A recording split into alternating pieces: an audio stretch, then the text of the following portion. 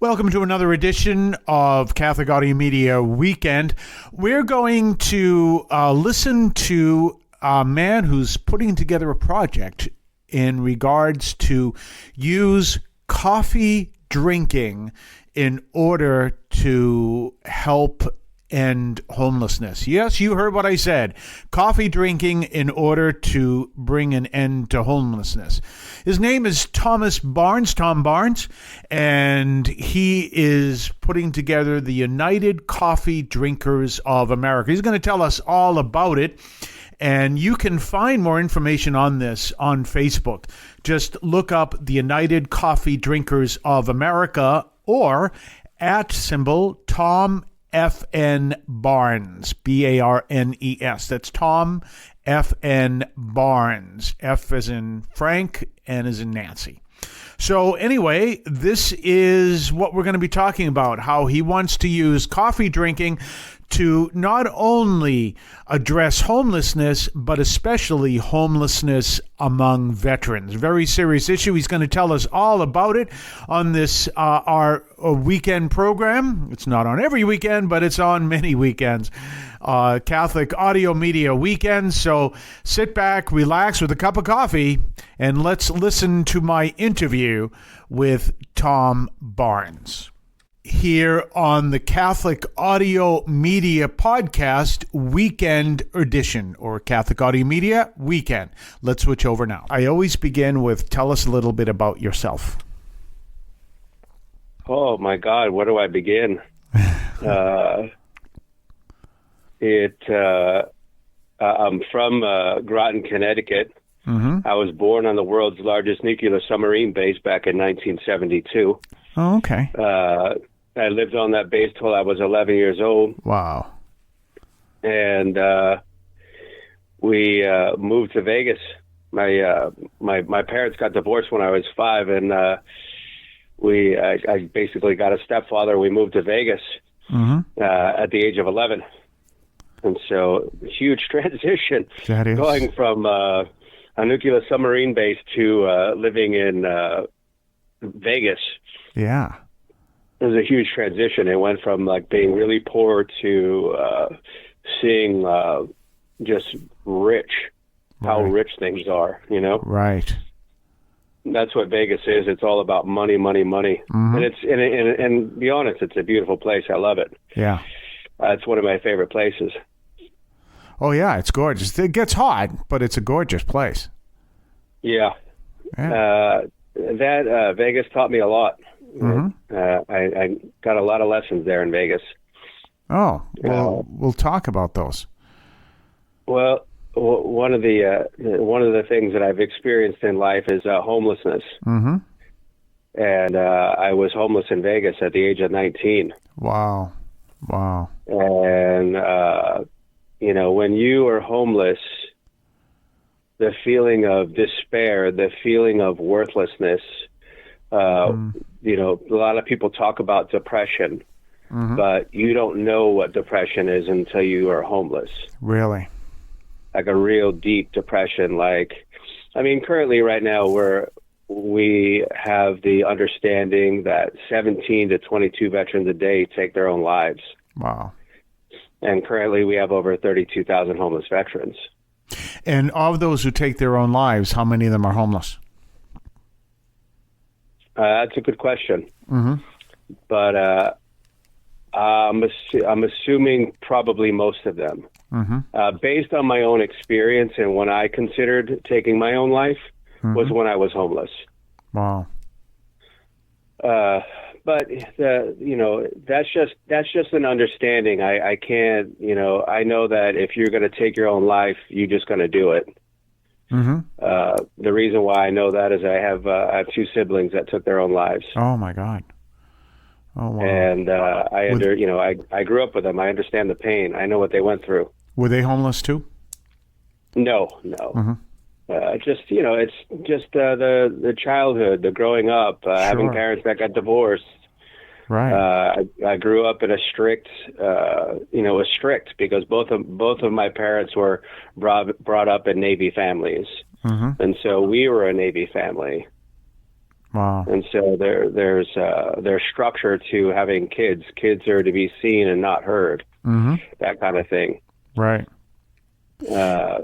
And you've got the military structure, even if you weren't in the military per se, as enlisted or an officer, you still have some kind of structure on the base. Well, I mean, you're talking about the beginning of my life. Regardless if I was considered military, I was a military child. Right. Yeah. I was born on the base. Wow. So, that's you grow up in that environment. And let me add something as well, because I'm a Navy veteran, as you know. This was during the time, I'm sure, of Admiral Rickwell. It had to be Admiral Rickover running the nuclear program, which all the submarines were nuclear, and he didn't fool around. Everything was super strict in that entire program. Oh yeah. Well, I mean that's just the nature of the military. The military has to be strict because it's follow direction, and if one person steps out of line, they create a kink in the chain, and they lose focus on what their purpose is. Right. Of being in the military, and so it's understood, but that it takes a toll on the families because they bring that strictness home. Right. And there's some major abuse, that my dad was major abusive to my brothers. Wow. My brother Mike said that he came home he went to school with 2 black eyes because the belt buckle hit him between the eyes. Oh my God. Oh wow. So, but one of the reasons why I'm bringing this up, because it doesn't really matter, but what matters is that you got to recognize that the homeless population, you don't know how they got there. And I don't know how they got there, but I know how I got there. Mm-hmm.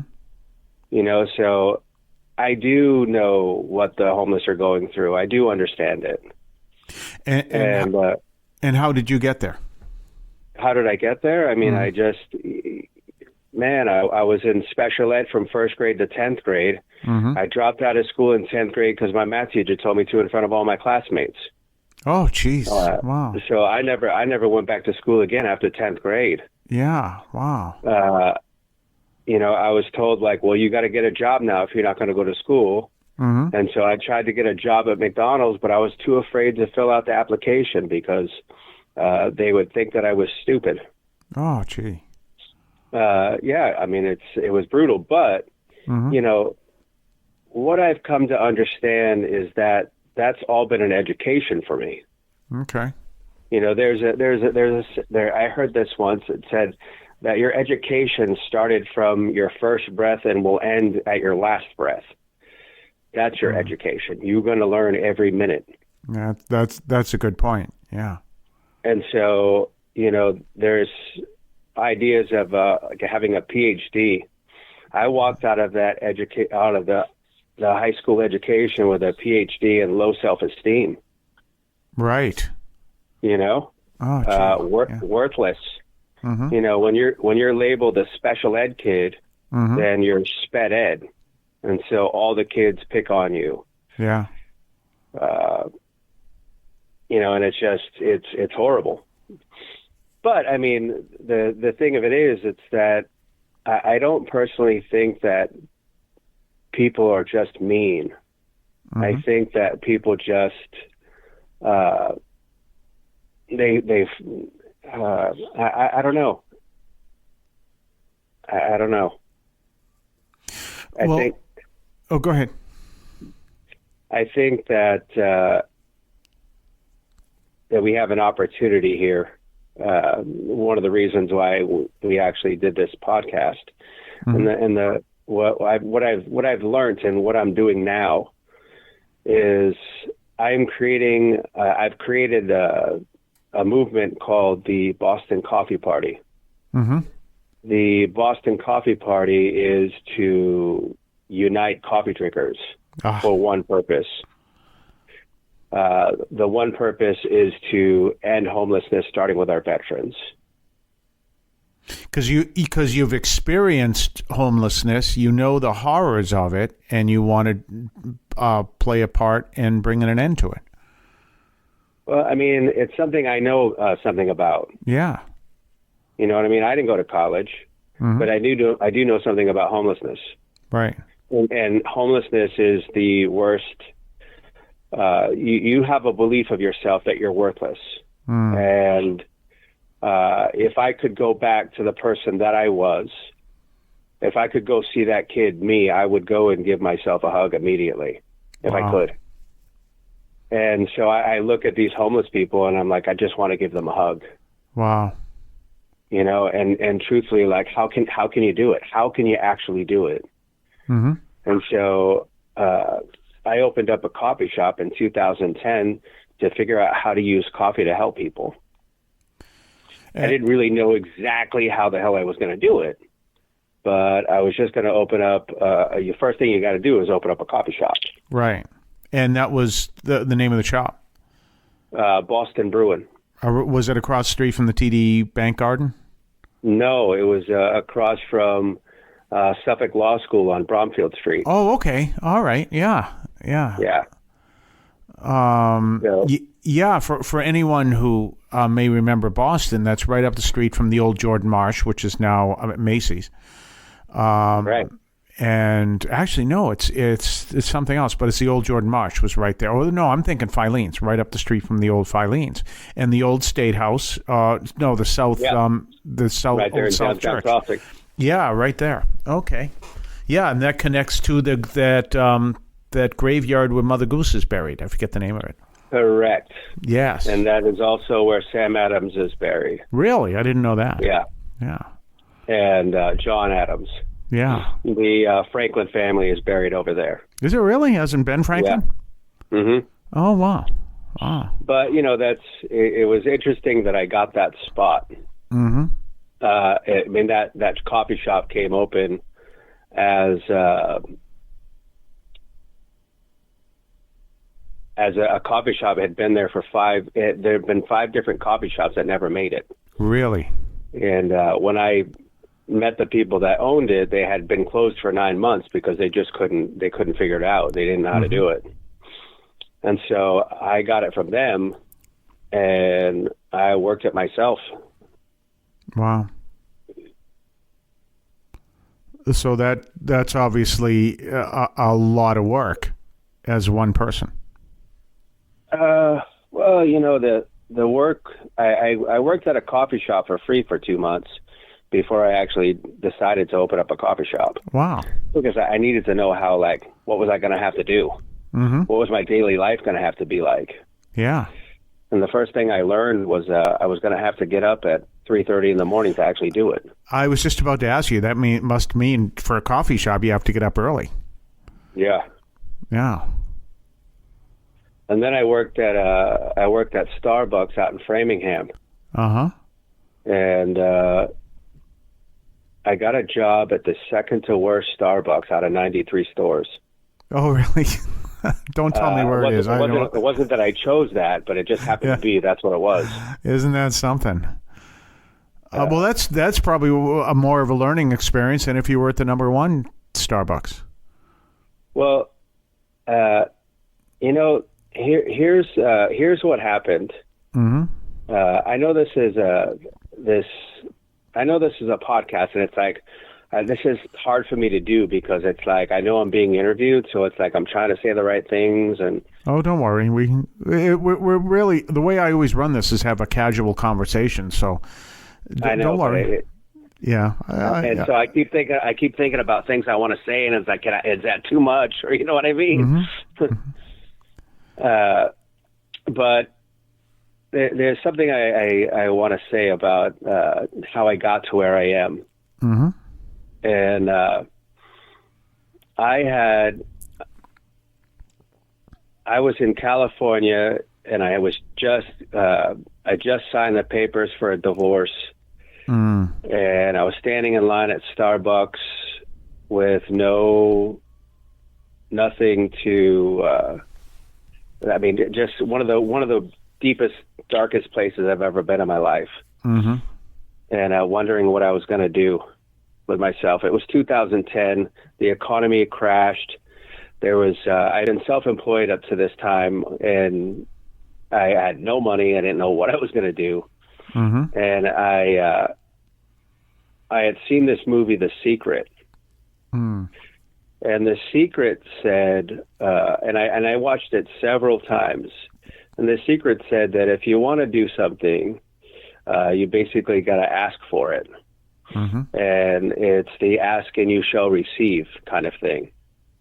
Or you ask the universe, or the universe will deliver. And so I was standing in line at Starbucks wondering what I was going to do with myself. Mm-hmm. I had already had a retail business. I had already had a wholesale business. I was importing and exporting from all over the world.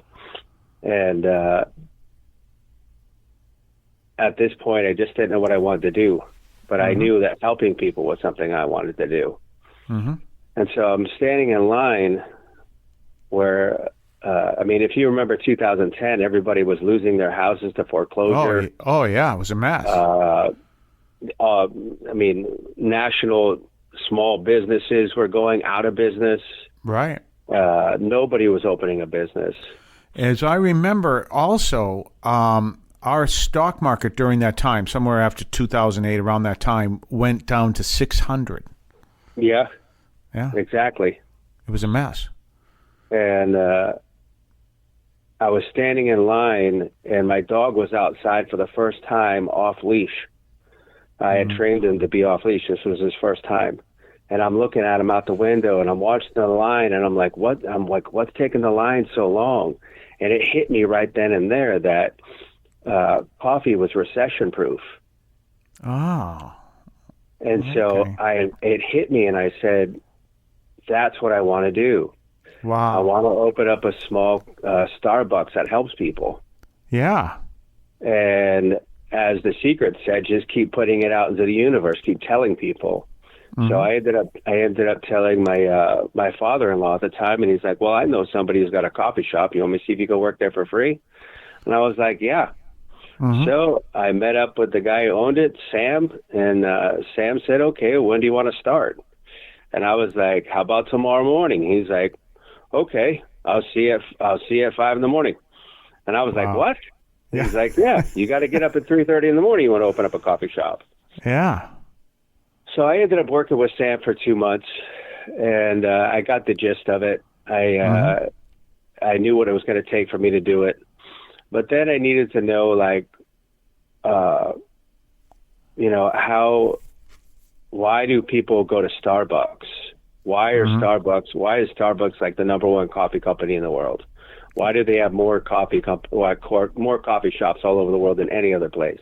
Even more than Dunkin'? I mean, I am in Boston. Oh, yeah. More than Dunkin' Donuts.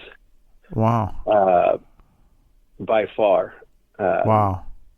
I don't know what they've currently done, but I remember at that time in 2012, Starbucks did $13.8 billion in business in 1 year. Oh, wow. So they're huge. Mm-hmm. And so I wanted to know, like, what was their secret? Mm-hmm. And so I ended up getting a job at Barnes & Noble, Framingham Starbucks. Oh, okay. Yeah. And it was in the shopper's world. Right. And so it was this world's. So on the second day, I walk in, and my manager asked me if I want to go to the forum. And I was like, what's the forum? And she's like, when people come from Seattle and talk about the business, where they're going, and, and they ask, you can ask questions. And I'm like, absolutely, I want to go to that. Mm-hmm. So we go to this forum, and I'm looking for people that are wearing suits. And I talk to everybody, I always have. Mm-hmm. And a woman walks by, and I said to her, I was like, hey, how you doing? And she looked at me, and she's like, what store do you manage? And I looked at her, and I said, what? I said, I just learned how to make a Frappuccino this morning. And she started laughing at me, and she said, she's like, what store do you work at? I go, the number one store.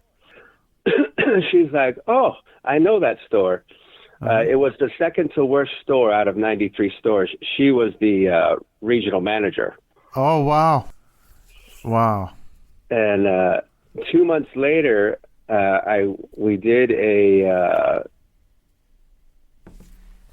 we volunteered to paint the Boys and Girls Club in South Boston.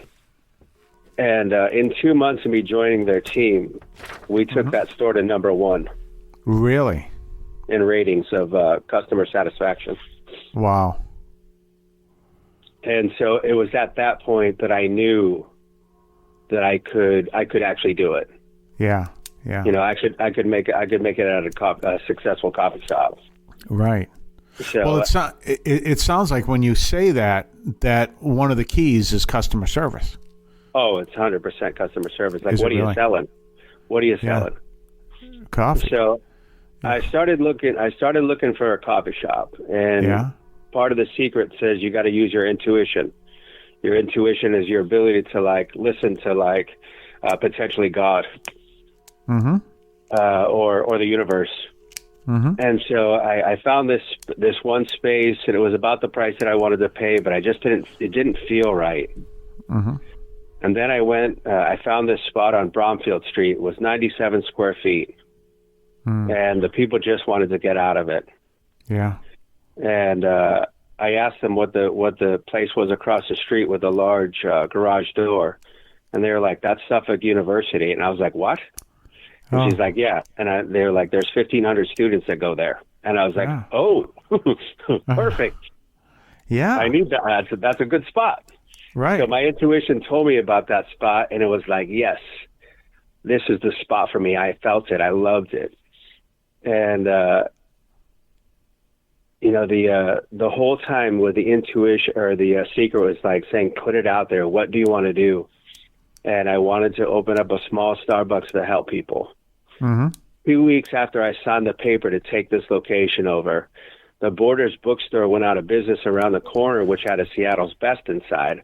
The Seattle's Best inside Seattle's Best was bought out by Starbucks 4 years prior. Really? Oh, I didn't know that. Oh, that would make sense. When Starbucks bought them out, they switched all of their equipment to Starbucks equipment. Yeah. And so because they were closing the bookstore, they were selling all of the equipment. Oh, gee.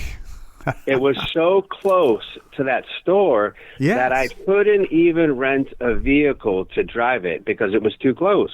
I think it's on the same block. I just had to roll it right up the hill. Yeah, I know that. And it was all Starbucks equipment. It took me 11 months to do this, but from the start of standing at Starbucks, wondering what I'm going to do with myself, I found myself standing in a small coffee shop that was filled with all Starbucks equipment. Wow. And I was raising money to help a couple of foster kids to have a Christmas. Wow. By putting a bucket in my shop and just asking my customers or pointing it out to my customers, that's what we were doing. Yeah. And so it came to fruition. The small Starbucks right down to the equipment. I just want to make a note here. If for anyone who may be listening and is familiar with the Boston area, there's a big CVS there now. So Bromfield Street you just keep walking towards downtown Boston it's a Walgreens. Walgreens. That's right. It's the next corner, and you turn right, and that's where you are. Yeah. You're up on Bromfield Street. That's Bromfield Street. Yeah. Wow. Well, with that location, it was all just about trying to figure it out. And the first thing I needed to do was make it successful. The only way you're going to make it successful is by having people that show up and have coffee. Right. But being this location had been five different coffee shops and none of them being successful, they couldn't get people to go to that coffee shop because it was just down Bromfield. And most of the traffic was just walking on Tremont. Which is the cross street, the corner street. Correct. Yeah. So what I had in my pocket is when I was 24, I had a job at the Red Sox, Bruins, the Celtics, and the Patriots doing credit card promotions. Oh, gee. Wow. And so when you walked in the gate, you saw me going, sign up, get a complimentary Red Sox T-shirt, no charge. Oh, 18 wow. years or older. Wow. And so, in Boston, that's big. I worked for the second largest credit card bank in the world. Which is? And we were the number one team out of all of the sporting teams in the country. Yes. So I knew that I could drive the traffic down to the shop just by going up and standing out in front of the crowds. Oh, wow. So I'm a man of willingness. I'm willing to do anything. Yeah. And so a friend of mine had a bugle, so I borrowed his bugle, and I went up on the corner at 8:00 in the morning, blowing a bugle. Wow. Did you know how to play a bugle? No. No. But I got better as I went. But I got some recognition for the bugle, and the Metro came down and wrote a story about me. Wow. The world's largest free newspaper. Yeah, free newspaper. That's right. And from there, I got recognition. People started to recognize the location, recognize Boston Bruin. They go, yeah, I've heard of that. And they coined me as the Bugle Boy. Oh. I remember going to a South Street diner or a L Street diner in Southie, and this lady was just staring at me. So I looked at her. I said, "It's a beautiful day today." And she goes, "Are you the Bugle Boy?" Wow. Wow. But from there, I didn't want to. Some people were actually bothered by it because it was loud. So I wasn't there to bother people. I was just there to help people try to figure it out. Right. And so I decided to start something different. And I decided to start. I was there on Monday. I was like, what do I do today? What do people need on a Monday? And I was figuring, they're coming back to work. And so they probably need a hug. So I started Free Hug Monday. Wow. And I stood out in that corner for 2.5 years without ever missing a Monday. Wow. A customer of mine asked me, he's like, how many hugs do you do? And I'm like, I don't know. And this is about 8 months after I had started it. And so I said, you know what, next Monday I'll give it a count. And I counted 323 hugs in 2 hours. Wow. Wow. Now, 323 hugs in 2 hours. If I could average that every Monday for 131 Mondays, which is 2.5 years, it comes out to over 42,000 hugs that I got and gave. Wow. Wow. Oh, gee. And, the reason why I was able to do that is because I was genuine. It was genuine. I was genuinely giving people hugs. It wasn't about, hey, come drink my coffee. Yeah. Yeah. There's a story about me in the,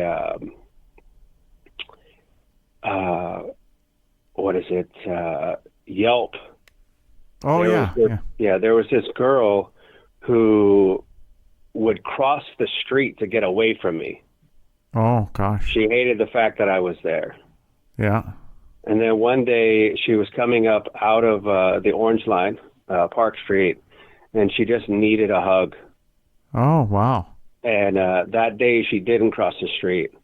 And she got a hug from me, and she became a customer ever since. Wow. Wow. And it's like the impact of a hug, Yeah. I mean, basically what I'm really just trying to do, I know I've talked about a lot of things, but my goal really, man, is just to hug people.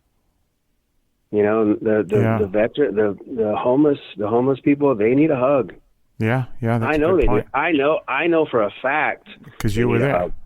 Yeah. And I need, and I know that, people want to help. And I know and they don't know how.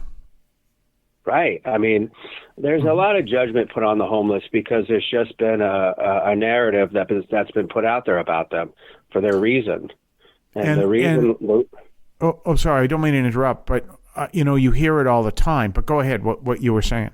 The reason that I hear all the time when I tell people that I want to help the homeless is like, well, just so you know, bro, some of them want to be homeless. Now, as I said, I've been homeless.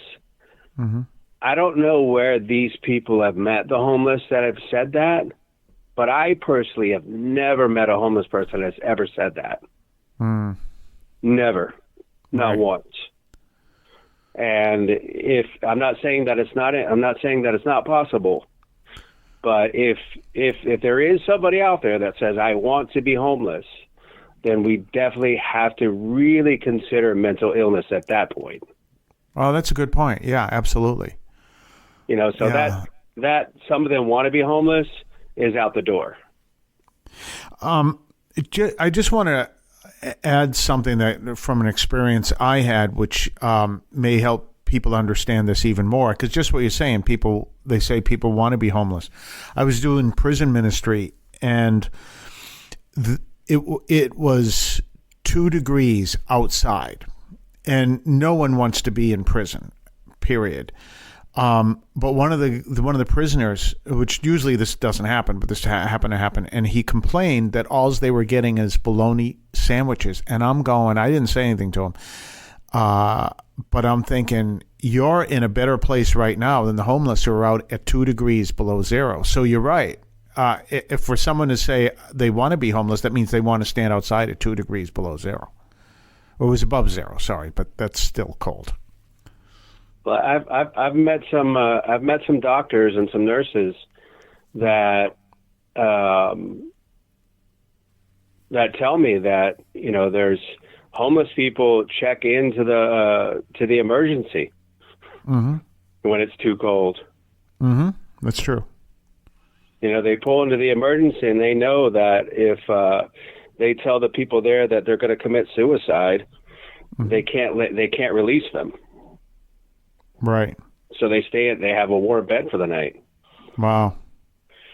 But you know what it takes to have to do that, to want to survive and not, like, you don't know what it feels like. Yeah. And that's the thing, like, the second thing that I hear all the time is, besides some of them wanting being homeless, is that they're addicts. Now, I didn't become an addict. I really didn't. Let's talk about addicts. Right now, I'm an addict of waking up in a bed every morning. That's why I put myself in a bed every night.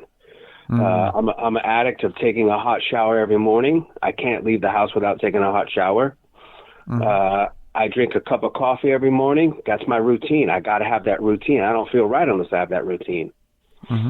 And so I'm addicted to all that. If I don't have one of those, I don't feel right. I got to do those things in the morning. Right. You know what I mean? Yeah. And so that's addiction. When you're homeless and you haven't had a good night's sleep in 5 days because you don't have a safe place to sleep or a comfortable place, and perhaps you haven't had a shower, and if you had any food, it's probably a hot dog from 7-Eleven. That's your nutrition. If not, which we've all seen this, if not a hot dog, a leftover hot dog sitting in the trash. That's true. Yes. And whatever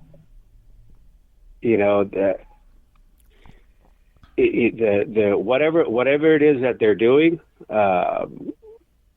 it as self-medication. Right. It's painkiller. Wow. And so you can understand why they are killing the pain. Yes. And there's a good portion of them that, when you get that low, you don't care anymore. Mm. And you don't think that there's a God out there that gives a shit. Mm-hmm. Or if everything happens for a reason, you were born to have nothing. You know? That's Wow. how you feel. And so that leads me to the third thing that I hear all the time which is they're lazy. Mm-hmm. And until you've been that depressed about yourself and can use a portion of your time thinking about ending your own life, how debilitating that depression could be. And if you've not been homeless, you don't know. You don't know. Right. So it's not that they're lazy. Mm-hmm. They're depressed and they're mentally abused and beaten. Mm. And again, what they need is somebody to come in and give them a hug. Right. And so that's truly like what this project is all about, is just being able to give them a hug. Obviously, there's a lot of things that they're going to need, but we can provide those things. We just got to start somewhere, and starting with a hug makes sense. Just a reminder, you're listening to the Catholic Audio Media Weekend podcast, and we're interviewing Tom Barnes, who is putting together the project, the Coffee Drinkers of America, to address homelessness, especially among veterans, and talking to us about the issues of homelessness and how coffee drinking, and especially what he's putting together, can help to bring an end to homelessness. And if you enjoy this, let other people know as you sit back with a cup of coffee and listen to the rest of the program. But let other people know. Don't forget to subscribe. Don't forget to comment. Don't forget to like, whatever you want to do. But just remember, pass the word about the Catholic Audio Media Podcast and the United Coffee Drinkers of America.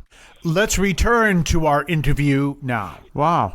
So what you're doing is you're putting together, I have it in front of me. So it's the United Coffee Drinkers of America, just like America. the United States of America, the United Coffee Drinkers of America. Wow. Now, Wow. So that's what, here it is right here. That's, and you're doing this, well, tell me more. What do you want to know? So you're you had your coffee shop, and now you're planning to do a new form of selling coffee in order to help the homeless. So while I had Boston Brew in downtown, I was able to connect with a lot of different people doing good things, because that's what it's about. It's about surrounding yourself with like-minded individuals. Mm-hmm. And so I want to be able to utilize my time to help others with my experiences, and helping the homeless. Helping the homeless and ending homelessness really is one of the greatest things that we could do, because right now 80% of America works paycheck to paycheck. They're one paycheck away from being homeless.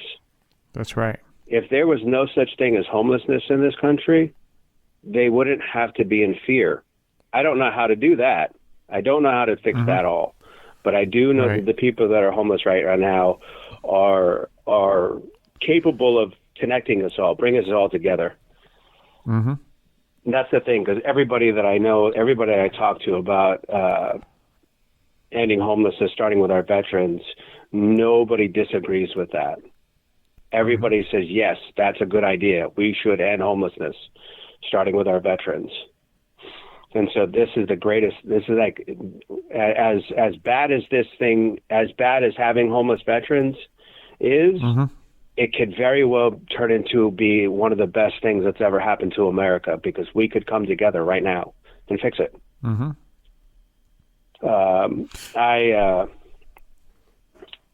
I've worked with many coffee roasters, and I have a good understanding of like what a good cup of coffee is. Mm-hmm. And people have asked me like, what is a good cup of, is it good coffee?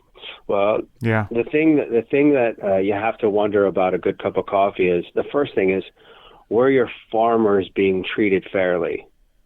Are they getting their fair share? Mm-hmm. Because if you don't know, and they probably are not. And so, so that's not a good cup of coffee. All right. So, fair trade coffee, making sure that your coffee is fair trade. So, and I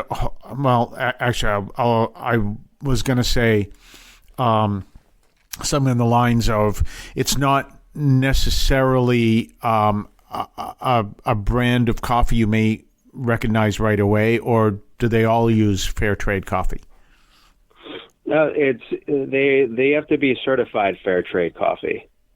Mm-hmm. So if the company isn't capable of being certified, which I don't know why you wouldn't, because it's very important. It's like it's the most important thing to a good cup of coffee is that the farmers are being treated fairly. And how is it certified? There's a company that is called the Fair Trade Company. It's a fair trade certification company. Wow. Just like the USDA organic. Right. They're all organizations that you have to pass through to be certified. Okay.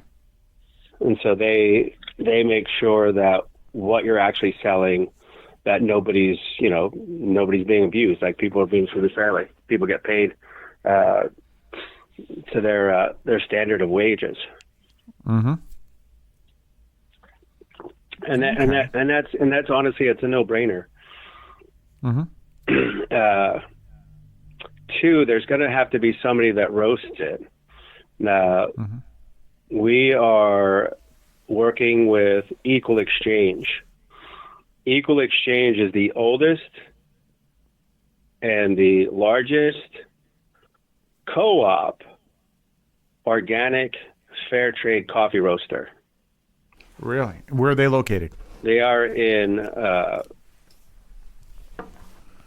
where's my brain? It's west. Damn it. Oh, well, we can. That'll come back to you. Yeah, west something or other. Okay. Is it in the United States? It's in Massachusetts. Oh, okay. All right. West Bridgewater. Oh, okay. Yeah, that's. Yeah. I could throw a stone from here to there. Yeah, so they started in 1986, basically doing the business the way it needs to be done. Everybody that works there is part owner. Wow. So when you're buying coffee, you're now buying coffee there. Your farmers are being treated fairly. They don't have to spray any chemicals because it's organic. Mm-hmm. So it's not affecting the thing about most coffee, if it's not certified organic, there's 250 pounds of pesticides per acre that they spray onto the coffee. Wow. And so there's some scientists out there that say you can wash those beans off and you're safe to drink it. And I'm sure they're right. But in my opinion, I personally, if I could have it without the pesticides, I would myself personally, I would prefer that. Right. So that's what, to me, that's another standard of coffee that we need to consider. Mm-hmm. But now this project that I'm working on and how it works is that somebody's got to distribute the coffee. Mm-hmm. And so this is going to be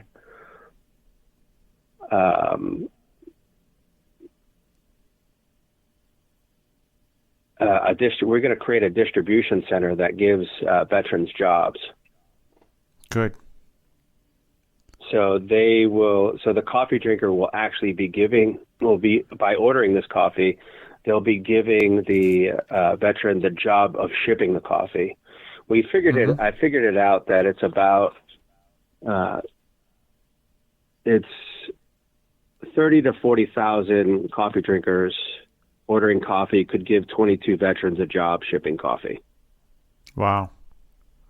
So that would give them stability, a home, and that's a 30-hour week job. So it's not a difficult job, and it gives them the ability to make money. It gives them the ability to be part of something great, and that's what this project's all about. And we start there, and it works. We can spread this across the country. That's right. I have a second location I want to open up in just outside of in Northern California. Wow. Okay. So basically what this is all about is, I understand you plan on doing subscriptions. Yeah. Now, I'll tell you the truth. I already have a subscription to coffee. That doesn't mean I can't subscribe to yours. But if you told me 3 years ago, just get a subscription to coffee, I'd like, who gets a subscription to coffee? Well, right. Now I do. Yeah. So, yeah, and it really helps. As a matter of fact, I got to check. It's amazing. And, yeah, I have a subscription to coffee. Well, that's the great thing about this, is because what I've as I'm working on this project, and I've done research of how many coffee drinkers in America drink their first cup of coffee at home. It's a staggering 140 million coffee drinkers that drink their first cup of coffee at home. Oh, I'm sure. As one myself. Yeah. And I, by the way, do the pour over method. Yeah. I do a French press. Do you really? Yeah. Wow. Yeah. I think one of the things that many people may not fully understand is that there are several ways to make coffee. All of them are good, but what you may see on TV is not necessarily any of them. Well, there's the one thing that's really popular is the K-cups. Yes. And the guy who invented K-cups, unless it was a story, but I believe it's true. The guy came out and said, "I didn't realize it was going to create this much garbage." Oh. If I would have known that, I would have not created it. I do understand. I did hear from, it was a program that John Green hosted where he just mentioned a bunch of facts, and one of them was that the guy who invented the Keurig or the K-cups or whatever he did not like ultimately what he invented. Right. Mm-hmm. But yeah, because there's more to coffee. I mean, K-cups is one way. That's one way, but there's so many other ways to drink coffee. Well, I mean, the way that I'm proposing that we drink coffee is that we drink one that is dedicated towards ending homelessness. Right. Unless we do something that is against what we're telling you that we're going to do, this is such a great opportunity. We're going to dedicate 100% of the net profit, which means there's no other reason for this coffee company to exist other than to tackle this problem. Mm-hmm. And so, if you're drinking a cup of coffee in the morning, we got so many things going through our mind. But imagine that you're drinking a cup of coffee that you now know is helping a homeless person. Mm-hmm. Get their lives together. Oh, absolutely. It's and it costs you it costs you nothing more. And you're doing it anyway. I mean, I have coffee every morning, and don't get me on a morning that I don't have coffee, which I don't know if there is one. Right. Yeah. You're addicted. Oh, who cares? Right. I just want to get you addicted to a cup of coffee that is actually ending homelessness. I got that. So you haven't launched yet. You're going to be launching soon? Well, I mean, the launching is just coming out with the idea and putting it out in front of the public. Right now I'm doing the asking. Just like I said, I wanted to open up a small coffee shop, a small Starbucks that helps people. it took me 11 months to do that. Okay. Right now, I registered the company on December 16th of 2025, and that's the anniversary. December 16th is the anniversary of the Boston Tea Party. Oh, that's right. And so yes. I am calling this a movement called the Boston Coffee Party. And weren't you telling me something? The reason why Americans drink coffee and the British don't is if they drink tea has to do with the Boston Tea Party? Well, what happened is that when they threw all the tea in the water, there wasn't really any tea, and to go against to prove a point that they decided to not even drink tea. They decided to just drink coffee. Mm-hmm. And so that's how coffee got its popularity. It was in protest. Wow. That's how coffee got its popularity. Well, I'm really happy of that protest because I'm not a fan of tea, but I do love coffee. Yes. But, and you know, that's the thing I also want to make sure that we that is understood about this project. It's like, because this could be like very political, and this could be a protest, and could be seen to be like that, and that's not what I'm trying to create. Right. You know, what I'm trying to create is something that makes people smile. You know, makes people feel like they're, you know, having the best cup of coffee that they could have, and at the same time giving me the ability to inspire these veterans to start this project. You know, let's help some people. Let's you know, at the end of the day, it's like, and I'm not a very religious person, but if many people believe, or there's the idea that we're going to wait for Jesus to come back. And so what, like, just thinking about Jesus, like, what would Jesus brew if he could? There you go. If Jesus drank coffee, what would he brew? Would he brew this coffee? Well, there's something else as well, because from Matthew 25, we hear that story where Jesus says, when I was hungry, you gave me food. When I was thirsty, you gave me drink. Well, you know, when I was sick, you visited me. And we know that story. And, you know, what you're trying to do is to using coffee as a way to help people who do not have homes, who are homeless, and everything that goes with it. Yeah. Mm-hmm. You know, it's just bringing people together for a purpose. Like, this coffee has a purpose. Right. This mission has a purpose, and it gives people the ability to take part in the mission. Mm-hmm. You know, and it's something that I feel like we need. You know, just a really good energy coffee, something really good. You know, and I wish I could be responsible for the coffee itself. But, I mean, take a look at Equal Exchange. It's in their name, Equal Exchange. Exchange. Meaning that all of our time equally is valuable, no matter what. Mm-hmm. You know, there's a good possibility, like, I was brought up Catholic, in a Catholic family, and so my mom, she would read the Bible every night. But, you know, there was a possibility in that religion that there's a God, and that God created every single human being. Mm-hmm. And I don't know if that's true or not, but it sounds logical enough. And well, that's what we believe. Yeah, go ahead. In this country states, "In God we trust," enough to put it on the money.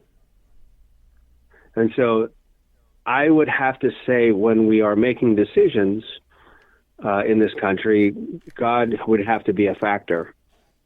And so, thinking that if every single human being is actually created by God, then the homeless are his children as well. Absolutely. And why would we allow his children to go homeless?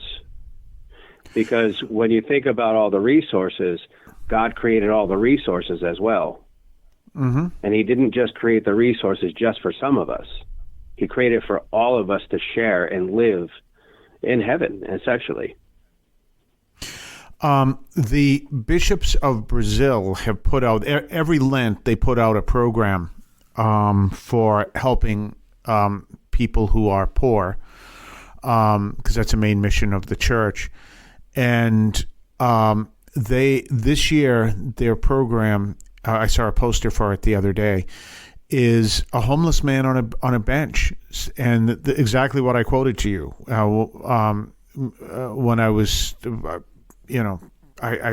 it's in Portuguese, but basically when I was poor, you visited me, or and there it is, the homeless man. Yeah, and Jesus comes to us. How does Jesus come to us? That's also in there too. Well, the other day I gave a guy $5.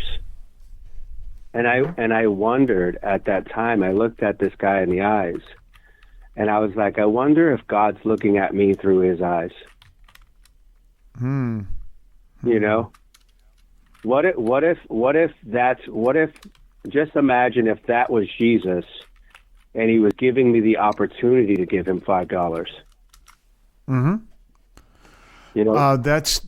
That is the way Peter Morin looked at it. Peter Morin worked with Dorothy Day, and he was well known for bringing. If someone was homeless, if someone was shoeless, he would take off his shoes and give it to them. He was fascinating. He worked out of New York. He was from France originally. I mean, one of the things that I've come to understand, and being homeless has helped me understand that, is what it means to be grateful. When you're homeless, the one thing that you learn is what you need. Not what you want, but what you need. What you need. You need a bed, shower, clean clothes, and food. If you got all that, you need nothing. You're good. Wow. And that's the thing that the homeless don't have. They don't have the bed, shower, clean clothes, and food. And those are all resources that God left for us. And so there's a distribution problem. And right now, there's many companies out there making a lot of profit, but not necessarily sharing them with the wealth, sharing the wealth. Right. And I'm not saying that those companies are bad companies. They're just doing what, they've been taught is what a real business is. So I don't want to put that out there. I'm not trying to say any company is bad at all. But no, I understand. Here's an opportunity to think differently. What if we could create a company that could start fixing some of the problems that, we feel that need to be fixed? This idea too, this kind of idea, not this specific idea, this kind of idea you can find in the works of St. Thomas More in his book Utopia, where he talks about this kind of thing. Well, they do this kind of thing with the Girl Scout cookies. Oh, you're right. The Girl Scout cookies does $800 million a year. I know. And everyone looks forward to them coming out every year, too. It's like, it's Girl Scout cookie time. I love those. Yeah, you're right. You have a good point. This is like the same thing, but we're going to use 100% of the net profit to build. My goal is to find a piece of property out in western Massachusetts and build shipping container homes on them and give them to the veterans as their place, as their home. Right. And then we're going to put a distribution center on it to give them a job shipping coffee. Wow. So they'll be able to live out in this sanctuary in a brand new home with their own bed, shower, clean clothes, and food, their own private little place. And we'll have a commercial kitchen so we can feed them all. Wow. My mom was the manager of the galley on the Groton Naval Shipyard.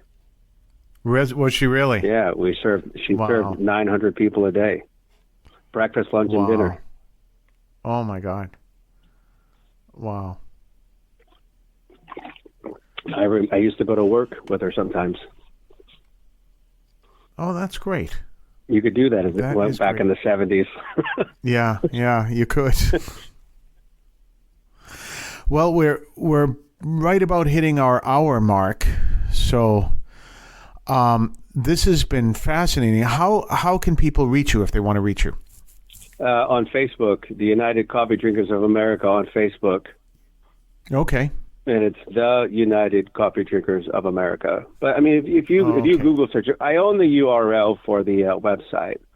But what's really important right now is that we get the word out about the project, because we're not selling coffee. We are selling coffee, don't get me wrong, but we're not selling coffee. I want to know that there would be 30,000 people that are interested in this project, because this is what I'm trying to create. I'm trying to create this ability to save 22 veterans. If we could save 22 veterans, we can start there and move, create a bigger environment and scale this across the country.